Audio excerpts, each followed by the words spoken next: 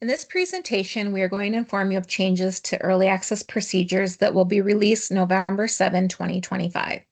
The changes are coming to the Child Find Referrals Intake and Case Closure section of procedures. Before we dive into the changes, we want to give you some background and the why behind them. Children birth to age 3 who have been found to be a victim of child abuse by law are to be referred to early intervention. Therefore, the Iowa Department of Health and Human Services, which I will refer to as HHS throughout this presentation, refers each child who has a founded case of child abuse to early access. I will refer to these referrals as HHS CAPTA referrals. CAPTA stands for the Child Abuse Prevention Treatment Act, which is the federal law that requires the referral of these children to early intervention. Over the years, early access has made changes to the CAPTA referral process with the hope that it would increase engagement with these families. Even with the changes, early access continues to have a low rate of these families responding to our contact attempts, and if we do speak with them, we have a low number interested in consenting to a post-referral screen or a full developmental evaluation. Early access has looked at data, we have conversations, and we continue to ask, how can we improve this process so that we reach more families with the hopes of screening and evaluating them? The next slide, we're going to look at some of the data that we have reviewed.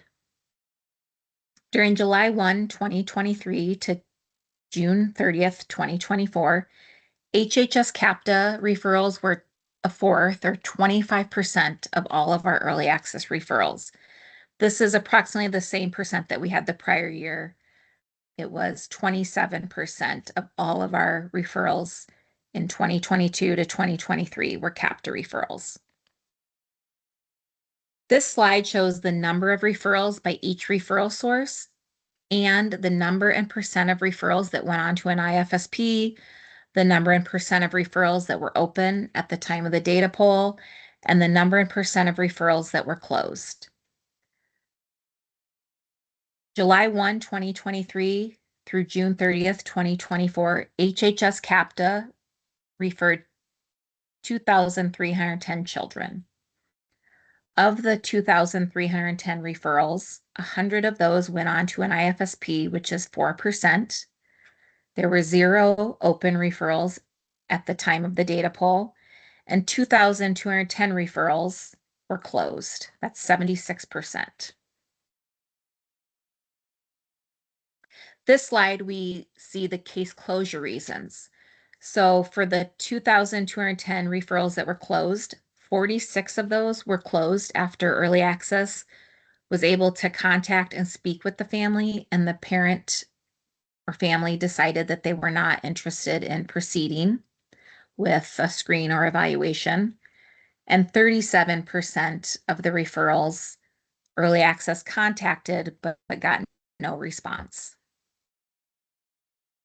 After the continued conversation and reviewing our data, in December of 2024, early access and HHS representatives gathered to develop a continuous improvement plan related to the HHS CAPTA early access referral process.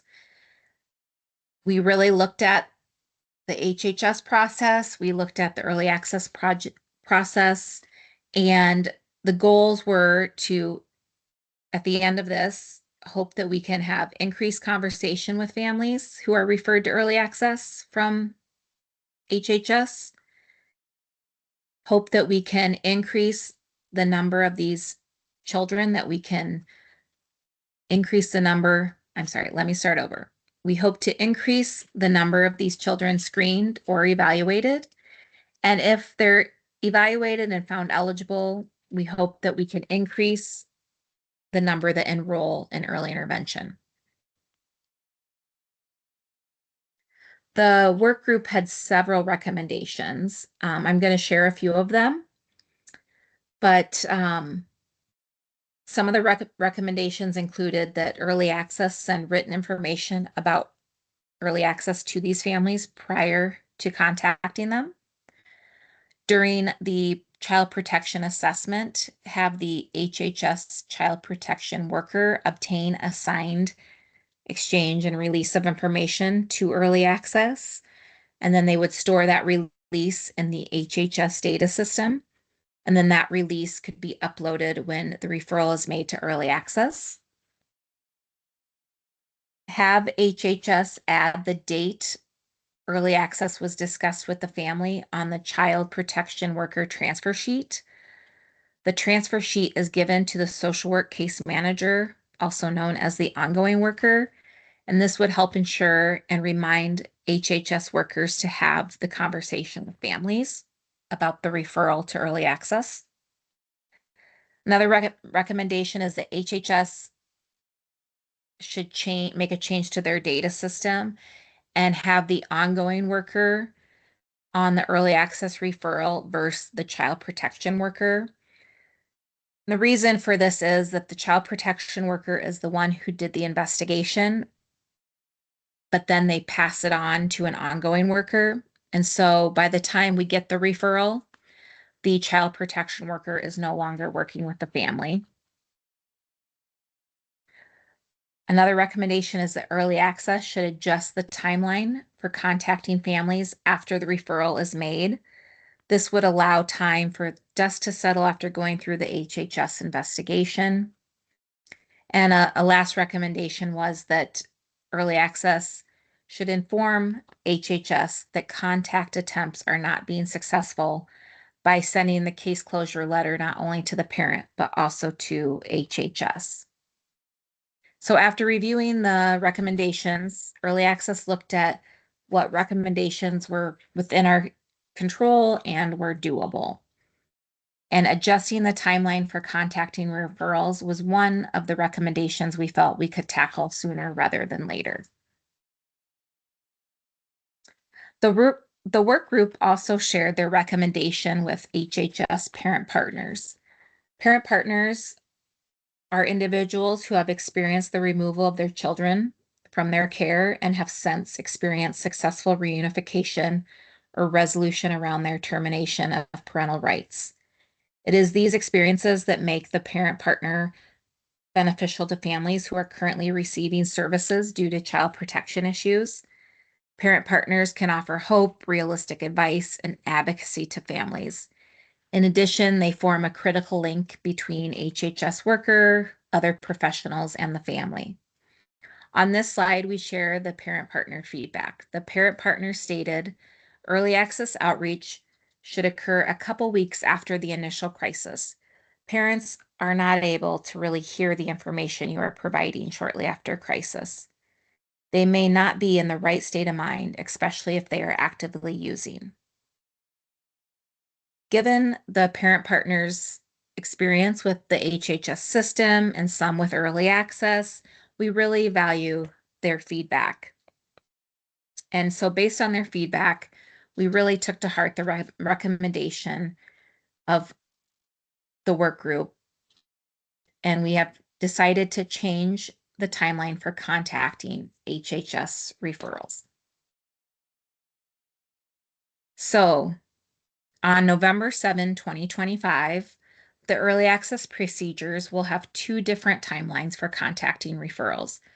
There will be a timeline for contacting referrals or non-capped referrals. So these are your physicians, parents, grandparents, childcare referrals. And there will be a timeline for contacting capped referrals. There are other changes to the child find referral intake and case closure section of the procedures, but most of those are organizational, or we revise text to shorten or provide clarity. But this is one procedural change that's new, and it has to do with the timeline. And so we really wanted to inform the field and address it by making this presentation and recording. The timeline for contacting referrals is really mostly the same as what we have currently in our procedures. The service coordinators will contact the family within 2 business days of getting the referral assigned.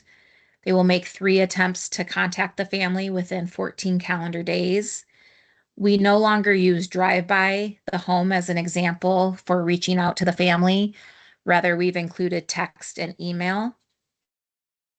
When contacting the family, do not make consecutive or successive contacts to meet the minimum 3 attempts. So don't call the family Monday, Tuesday, Wednesday. Rather, spread the contact attempts out to allow families time to consider the referral. They maybe haven't been referred to several resources. Also, vary the day of the week and the times when you reach out. If they don't answer by phone, try a text. Wait a few days and try again. After documenting the attempts to reach the family in the family contact section of Achieve, and after 14 calendar days, if the service coordinator has not heard from the family, the service coordinator will mail a letter to the parents. And if there's no response from the letter, the service coordinator will close the referral after 28 calendar days. And they will follow the procedures to end a referral. This is the new procedure, the timeline for contacting CAPTA referrals. For children referred by HHS due to having a founded case of abuse, the service coordinator will contact the family within 5 business days. This doesn't mean that you must wait 5 days. We are attempting to create some space to allow these families some breathing room. Every situation is different, so maybe you reach out at day 3 or day 4. When you reach out, maybe you simply acknowledge the referral and partner with the family to decide on a next best time to really talk more in depth about early access. The service coordinator will make a minimum of 3 attempts within 28 calendar days. So you have 28 calendar days to contact the family. So maybe you call them once or twice a week versus with our prior timeline, we make those 3 attempts within 14 days. Again, spread out the contact attempts, try different times a day, different methods, email, text, phone. Really, we're spreading it out to allow the family some time to adjust to participating both with HHS as well as other community services. Document your attempts to reach the family in the family contact section of Achieve. And after 28 calendar days, if you have not had a response, the service coordinator will mail a letter to the parents and the HHS worker. A release is not needed to mail HHS the case closure letter since HHS is a signatory agency in the early access system.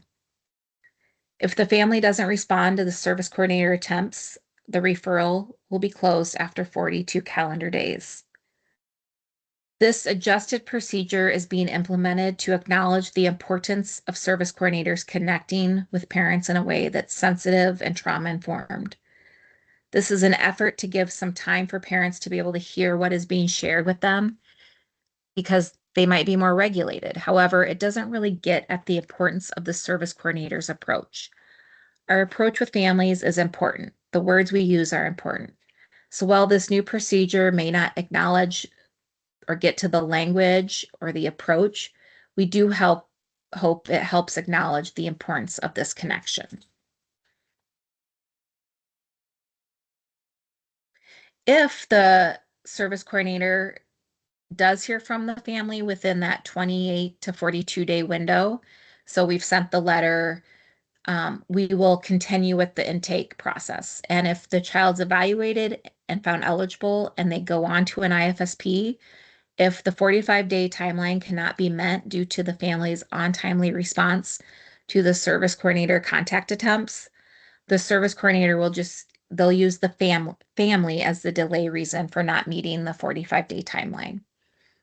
All contact attempts are documented in the family section of Achieve, and thus there will be documentation to support the family reason for delay.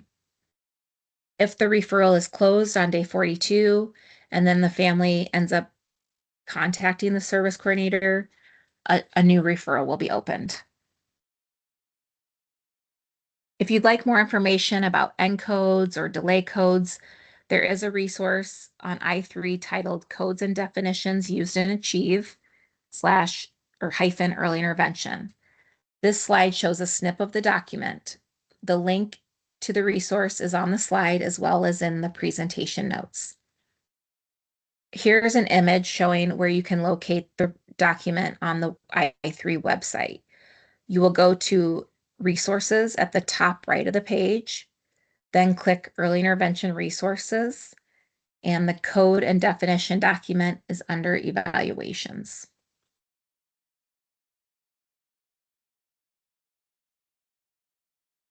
If you are a service coordinator and you're having difficulty reaching the family and you have unsuccessfully contacted the HHS worker on the referral to verify contact information or seek updated contact information, you can reach out to the HHS Early Access Liaison, Abby Patterson.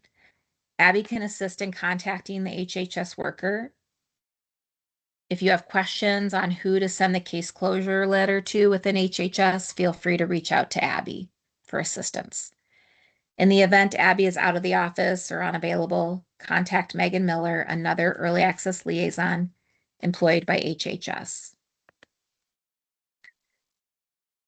We'd also like to inform or remind early access service coordinators of the Early Access Service Coordinator Competency Course. This course is for all new or newly appointed service coordinators.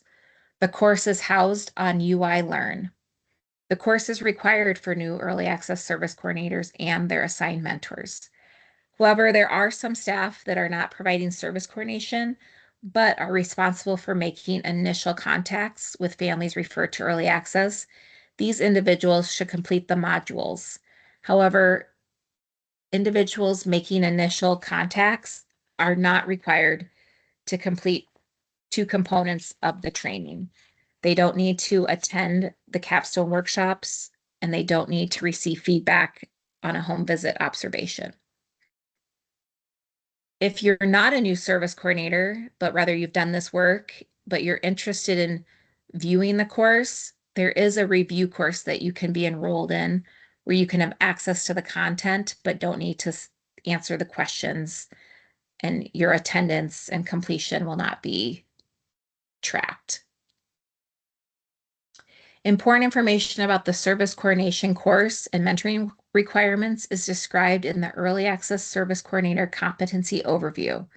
This is posted on the Iowa Family Support Network, and there is a link on the slide to this document, as well as the link is in the presentation notes. If you'd like access to the course or the review course, reach out to the Early Access Liaison within your agency to get enrolled. Lastly, we'd like to share a quote from Linda Gilkerson. Linda Gilkerson has an extensive experience with infant studies. She is the founder of the Fussy Baby Network at the Erickson Institute.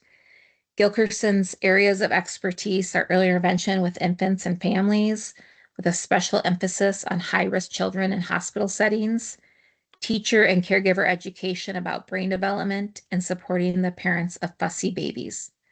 Dr. Gilkerson did a pilot project in Illinois, Part C, on implementation of a relationship-based model for promoting social emotional development in Part C early intervention. The pilot had several goals. One was to support the social emotional development for children in early intervention.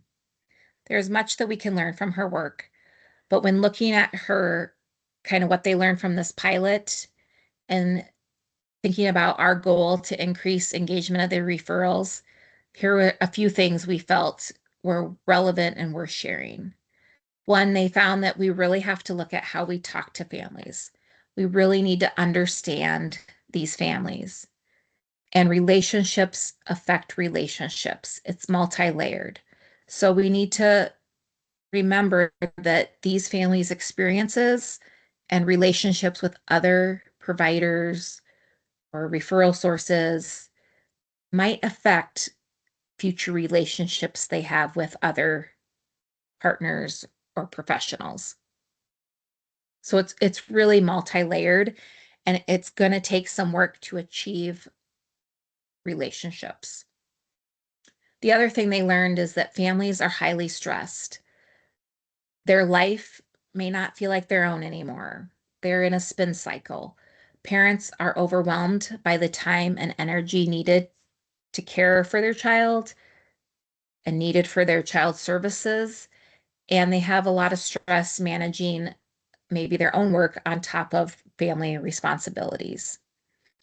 So we really just need to be conscious of the words we use and our communication style.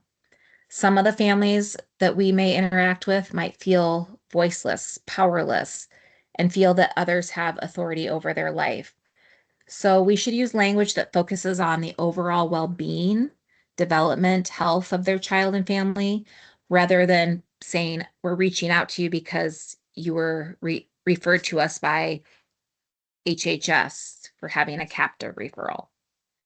That may be stigmatizing. A quote that we really liked was Linda said, relationships are achieved, not assumed. So don't forget that the hard work you do in reaching families, the conversations you have with them, it's really just the beginning.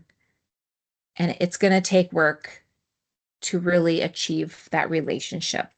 So thank you for all that you do in early access and the work you do with these families.